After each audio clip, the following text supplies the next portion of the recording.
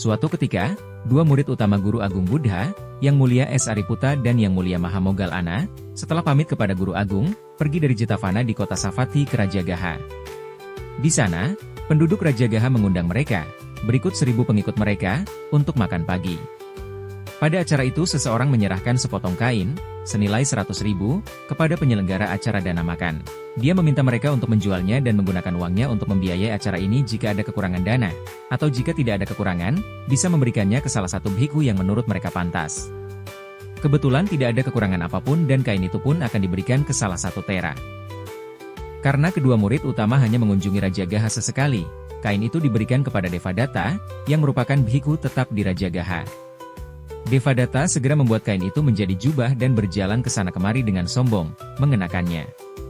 Kemudian, seorang bhikkhu dari Rajagaha datang ke Savatthi untuk memberi penghormatan kepada Buddha, dan memberitahu beliau tentang Devadatta dan jubahnya, yang terbuat dari kain seharga 100.000. Buddha lalu berkata bahwa itu bukan pertama kalinya Devadatta mengenakan jubah yang tidak pantas untuknya. Buddha kemudian menceritakan kisah berikut. Devadatta di salah satu kehidupan sebelumnya adalah pemburu gajah. Pada waktu itu, di suatu hutan, hidup sejumlah besar gajah. Suatu hari, pemburu memperhatikan bahwa gajah-gajah ini berlutut menghormat saat melihat para Pacceka Buddha. Pacceka Buddha, seseorang yang seperti Buddha, tercerahkan oleh dirinya sendiri dalam 4 kebenaran mulia dan telah mencabut semua kotoran batin, kilesa. Akan tetapi, beliau tidak dapat mengajarkan ke orang lain. Pacceka Buddha muncul pada saat tidak ada Buddha Sasana, ajaran Buddha. Setelah mengamatinya, si pemburu mencuri jubah luar dan menutupi tubuh dan tangannya dengan jubah itu.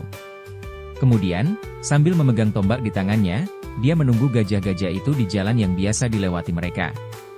Saat gajah-gajah datang, mereka mengira si pemburu adalah seorang Pacceka Buddha, berlutut untuk memberi hormat. Mereka dengan mudah menjadi mangsa si pemburu. Sehingga, satu demi satu gajah yang berada di barisan terakhir dibunuh oleh si pemburu selama beberapa hari berturut-turut. Bodhisatta, calon Buddha, pada waktu itu adalah pemimpin kawanan gajah. Setelah memperhatikan jumlah gajah pengikutnya berkurang, dia memutuskan untuk menyelidiki dan mengikuti kawanannya di barisan akhir rombongan. Ketika si pemburu gajah melihat Bodhisatta mendekat, dia menyatukan jubahnya dan melemparkan tombak.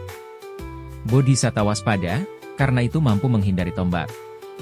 Ini adalah orang yang membunuh gajah-gajah saya, pikir Bodhisatta, dan dia segera melompat ke depan untuk menangkapnya. Namun, sang pemburu gajah melompat ke belakang pohon dan berjongkok. Dia menangkap dan membelit si pemburu di belalainya, dan ketika hendak menghempaskannya ke tanah, dia melihat jubah kuning.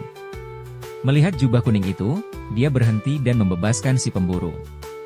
Beliau berkata dalam hati, jika saya menyakiti orang ini, penghormatan yang diberikan oleh ribuan Buddha, Pacceka Buddha, dan Arahat kepada saya pasti akan hilang. Oleh karena itu, beliau tetap sabar. Kemudian beliau bertanya kepada si pemburu, apakah itu kamu yang telah membunuh semua kerabat saya? Ya Tuan, jawab sang pemburu. Mengapa kamu melakukan perbuatan yang begitu jahat?